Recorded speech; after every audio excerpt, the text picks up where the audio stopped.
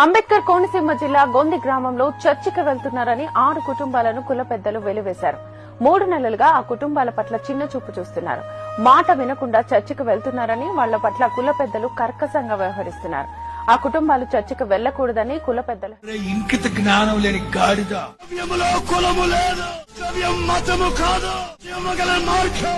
ఇంకిత జ్ఞానం లేని గాడిద.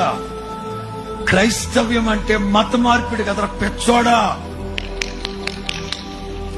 మతి మార్పిడి మత మార్పిడి కాదురా పెచ్చోడా.